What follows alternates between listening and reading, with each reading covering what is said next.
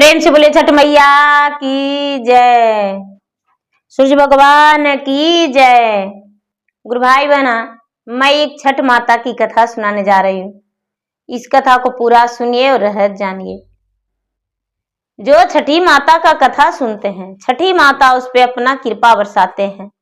उसका सुहाग की लंबी आयु होती है, पुत्र की प्राप्ति होती है, अखंड सौभाग्यवती होने का माता छठी वरदान देते हैं। जय छठी मैया। गुरु भाई बहना, एक देवरानी और जेठानी थी। देवरानी और जेठानी दो थी, तो दोनों आपस में बड़ी अच्छे से रहती थी, बहुत मिलजुल कर रहती थी। लेकिन जो जेठानी थी दीदी, जेठानी का कोई संतान नहीं था और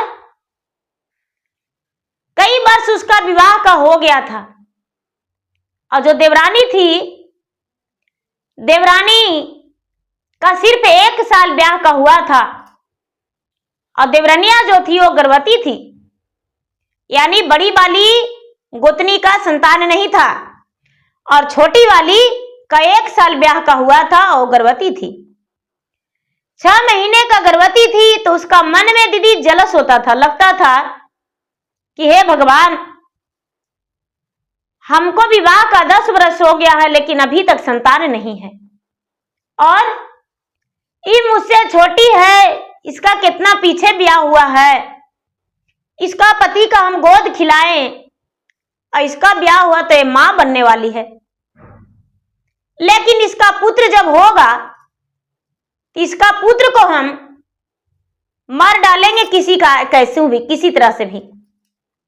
अब मन में वो चला रही थी, उसको दिमाग में ही चल रहा था कि इसका पुत्र को हम जीवित नहीं छोड़ेंगे। धीरे धीरे धीरे धीरे समय बीतता गया और 9वां महीना पूरा हो गया।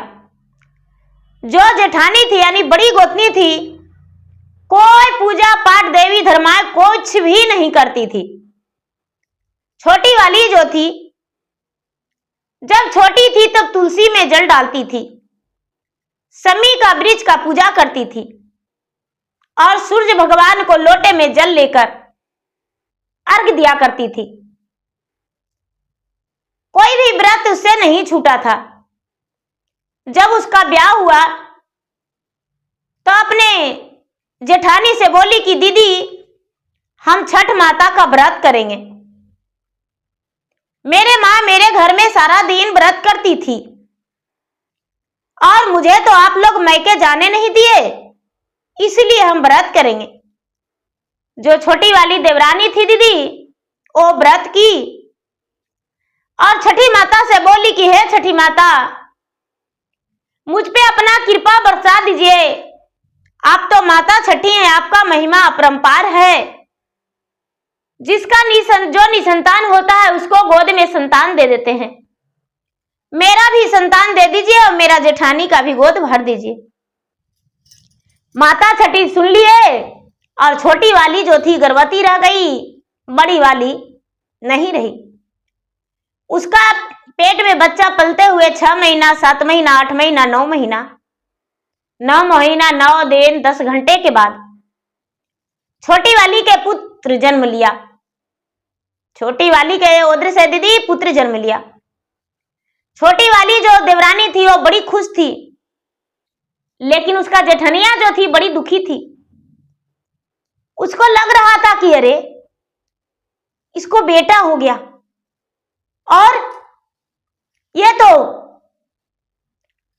अब मां बन गई, अपने बच्चे का दूध पिलाएगी, काम कम करेगी और मुझे काम ज्यादा करना पड़ेगा। अब 20 दिन तो दीदी वो गोद में लेकर बैठी रहती थी और उसका जेठानी ही काम करती थी। वो मन में जल्दी थी कि हे भगवान, इसका संतान को कैसे मार डालूं। उसको ये नहीं लगता था कि हे छठ माता, हे भगवान, हमें भी संतान दीजिए।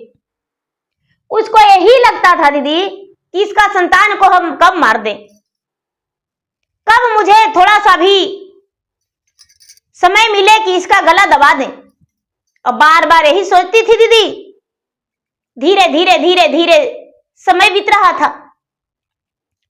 बच्चा 1 से 2 महीना हो गया, 3 महीना का हो गया, 4 महीना का हो गया, धीरे धीरे 6 महीना का हो गया। और जब 6 महीना का हो गया दीदी, तो कार्तिक मास आया। छोटी वाली है देवरानी जो कहती है अपने जेठानी से कि दीदी मेरा जो बच्चा है वो छोटा है, इस बार आप व्रत रख लेते तो अच्छा था, मेरा जो बच्चा है बहुत छोटा है। जेठानी बोली कि हम कोई व्रत करना नहीं जानते हैं, तू ही व्रत रखो, तेरा बच्चा को हम देख लेंगे और व्रत तुम ही रखो। जो छोटी वाली देवरानी थी दीदी वही व्रत रखी और छठी माता का व्रत बड़े स्नेह से, लगन से, मन से व्रत रखी। नहाई खाई के दिन दीदी बड़ी नियम से वो नहाई खाई कर ली। और जिस दिन खड़ना होता है दीदी, खड़ना के दिन तो उसका खुशी का ठिकाना ही नहीं था। अपना घर में सत्यनारायण स्वामी का कथा रखी, भगवान के कथा रखी कि भगवान सत्यनारायण स्वामी का कथा करवाएंगे। उसके सास ससुर सबको बोले कि भाई मेरा बड़ी बहू का, बड़ा बेटा का ब्याह का 10-12 साल हो गया है, एक भी संतान नहीं हुआ है। मेरा छोटे वाला का ब्याह हुआ और एक संतान हुआ है। उसके खुशी में बड़े धूमधाम से लोहंडा के दिन दीदी अपना घर में सत्यनारायण स्वामी का कथा रखें। भगवान विष्णु का पूजा हुआ, ब्राह्मण आए, कथा सुनाए। छोटी वाली बहू जो थी अपने पति के साथ पूजा करवाई बड़े नियम धर्म से दीदी। और खड़ना हो जाने के बाद उन लोगों ने सबको प्रसादी बांटे। उनका आंगन में खुशियां ही खुशियां चल रहा था। दूसरा दिन सांझ का अर्घ आ गया दीदी। बड़ी नियम धर्म से छोटी वाली बनाई, बड़ी वाली जो थी उसका बच्चे का देख रेख कर रही थी। पति पत्नी दोनों मिलकर, कुछ और रिश्तेदार आए हुए थे, सब मिलकर पुआ पकवान बनाए। फल फलहरिया लाकर दीदी सूप डाला सजा लिए।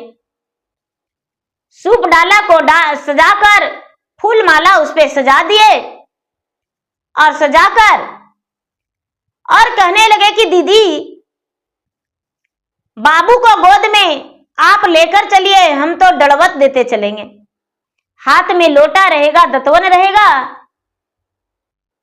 और दड़वत देते चलेंगे। मेरा खोइछा में अक्षत पुष्प रहेगा दीदी, तो यहां हम दड़वत देते जाएंगे।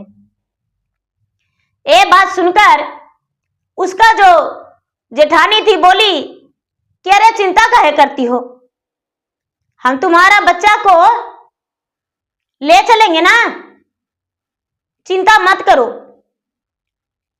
अब क्या की दीदी कि जो देवरानिया थी वो बेचारी छठ करने को लिए घर से निकल गई। और निकल गई दीदी तो ये जो थी बड़ी वाली बचवा के एक बोड़िया में बांध के दीदी और गांव से अलग होकर और दौड़ के जाके गंगा जी में डाल दी। जहां पर अर्घ पड़ता था दीदी, लोग नहाते थे, उसी घाट पे थोड़ी सी हट के और डाल दिए। जब डाल दी दीदी तो यहां से और उसके बाद घर भी वापस आ गई। दौड़ती भागती अपना देवरानी के साथ भी चली गई। देवरानी को नदी पहुंचते पहुंचते बीचे हिरा से ये उसके साथ चली गई। उसके देवर जो थे डाले लिए हुए थे सर पे, उसकी सास जो थी छोटी बहू के साथ थी। छोटी बहू को ध्यान नहीं रहा दीदी, देवरानी का ध्यान नहीं रहा कि मेरा बच्चा कहाँ है। वो तो अपने जेठानी को सौंप दी थी। जब गंगा स्नान करने के लिए, दतवन करने के लिए बैठी वहां पर, तो दतवन करके गंगा में हेली दीदी, तो पांव धरते ही बोरिया लात में लग गया। लोग लात से टेल रहे हैं। लोग लात से टेल रहे हैं कि क्या है, लेकिन दीदी इसका बार बार पाँव में बज रहा है बच्चा, बार बार पाँव में बज रहा है। इसे समझ में नहीं था कि ये मेरा बच्चा है। एक दूसरे को कह रही है कि देखिए ना, पता नहीं क्या चीज मेरा पैर में बार बार बज रहा है, लग रहा है उघड़ उघड़ मेरा पैरे के सामने आ रहा है। देखिए छठी माता का कृपा, गंगा माता का महिमा अपरंपार है। ये क्या की हाथ में लेकर और उठाई तो कहती है कि ये देखिए ना, जो भी ये व्रत कर रहे थे वो कुछ सूप लिए थे, कुछ स्नान कर रहे थे, कुछ दतवन पर्व कर रहे थे, कुछ हेल ही रहे थे। देखिए ना, लगता है इसमें बच्चा है। अरे बच्चा है? हाँ। उसका जेठनिया है, कहती अरे ये सब फालतू कहाँ देख रही हो, आई हो व्रत करने, सूर्य भगवान को अर्घ देने, माता छठी का अर्घ देने, आई बोरिया कजे टांग रही हो, से उसको फेंको। कहती है नहीं, इसको देखेंगे। देखिए माता का महिमा। देखने लगी उसको खोलकर। जब खोल के देखती है तो दीदी उसी का बच्चा उसमें बंद है। ये तो सीना पीटने लगी, कहती कि हे भगवान, ये मेरा बच्चा है, मेरा बच्चा बोरिया में बंद हो गई, नदी में कैसे आ गया। अपना जेठानी को बोली कि अरे दीदी, हम अपना बाबू को तो आपको गोद में दिए थे, और मेरा बाबू ही बोरिया में कैसे आ गया दीदी, नदी में। वो कहती है कि अरे हम तो बाबू के ले ले थे रास्ता में, लेकिन हमको गोद से कोई ले लिया, हमको ध्यान नहीं है। कौन आखिर मेरा गोद से लिया, हमको तो ध्यान ही नहीं है। हे भगवान, हे छठी मैया, हमको गोतिनिया के बाबू के बचा दीजिए। हे छठी मैया, आपका महिमा अपरंपार है। ये क्या अनर्थ हो गया। मेरा गोतनी जो है आपका भार सही हुई है, अर्घ देने वाली है, और इसका बच्चा जो है नदी में भीगा हुआ है। हे छठ माता, यदि इसका बच्चा बच जाएगा तो जोड़े सुपर रख देंगे। बड़की जो जेठनिया है वो तो जान रही है कि पानी में बच्चा डूब के मर गया है, बच्चा कैसे बच सकता है। जितना अर्घ दे रहे थे दीदी, अपना अपना सूप सब धर दिए। गांव ही टोला मोहल्ला के तो रहते हैं एक जगह, सब अपना अपना सूप धर दिए। जो स्नान कर रहे थे दीदी, स्नान करना भी छोड़ दिए और आके और गंगा के घाट पर बच्चा के निहारने लगे और कहने लगे, ए छठी मैया, आप तो छठी का रूप, ब्रह्मा पुत्री, कितने शक्तिशाली हैं। आपका नाम का माला संसार जपता है, आपका महिमा कोई नहीं बखान कर सकता है, आपका महिमा अपरंपार है। हे छठी माता, इस बच्चा को जीवन दान दे दीजिए। सारी लोग प्रार्थना करने लगे दीदी। सूरज डूबने वाले थे, और सूरज जब डूबने वाले थे दीदी, सारा लोग कहते हैं यार कैसे देंगे, इतना बड़ा घटना घट गया।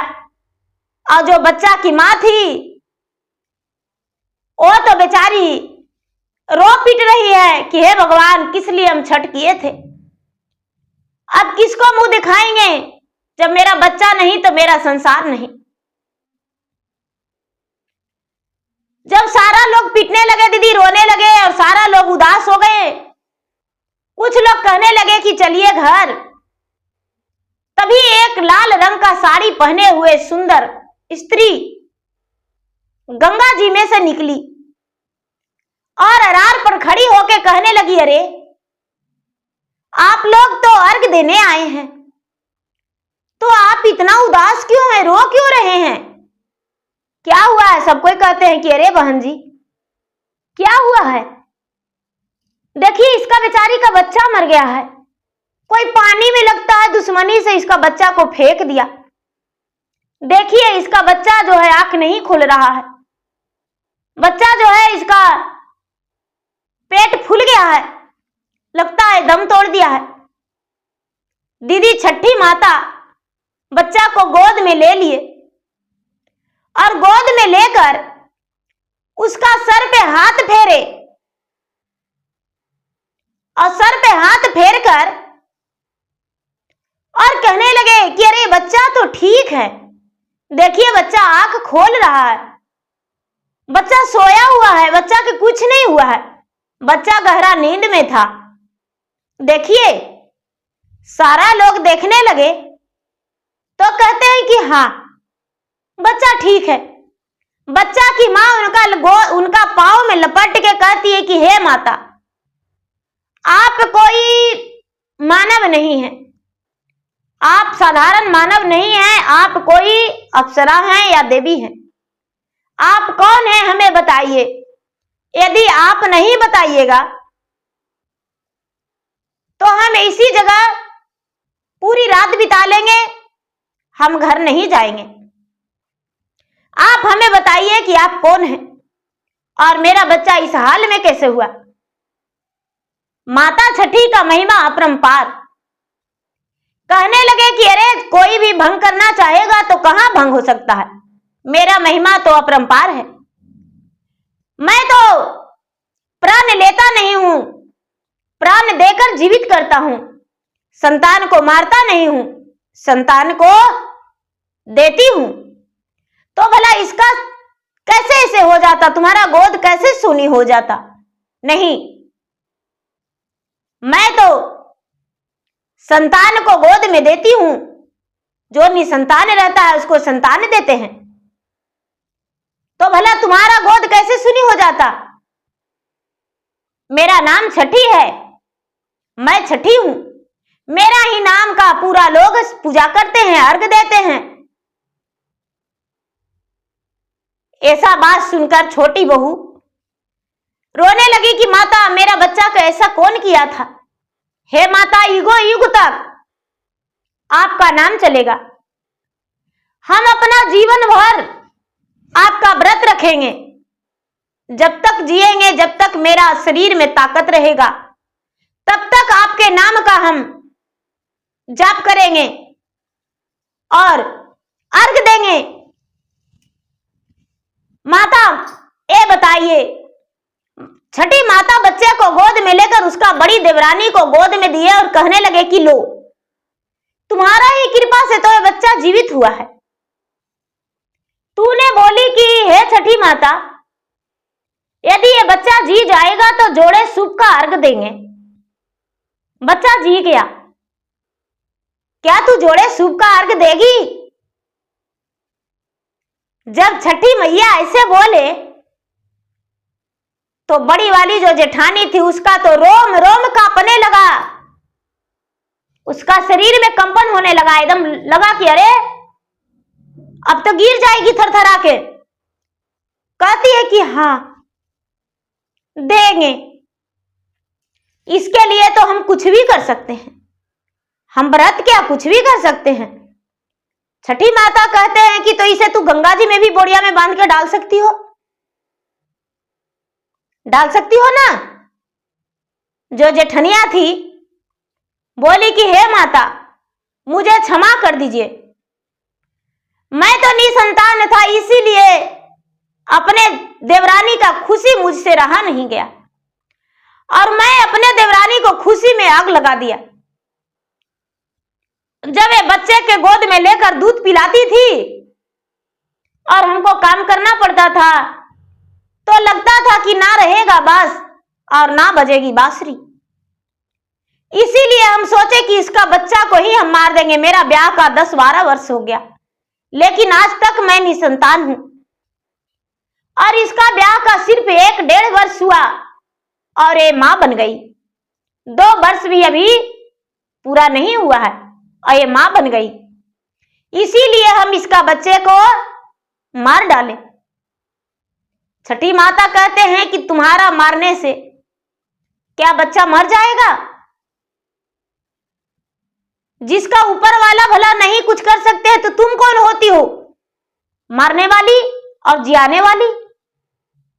ये तेरा हाथ में अधिकार नहीं है, तुम इसे नहीं मार सकती हो। बड़ी वाली कहती है कि हे छठी माता, मेरा भी गोद भर दीजिए, मैं निसंतान हूं, मेरा गोद सुनी है। छठी माता कहते हैं कि इसके लिए तुम्हें अब बहुत कष्ट करना पड़ेगा।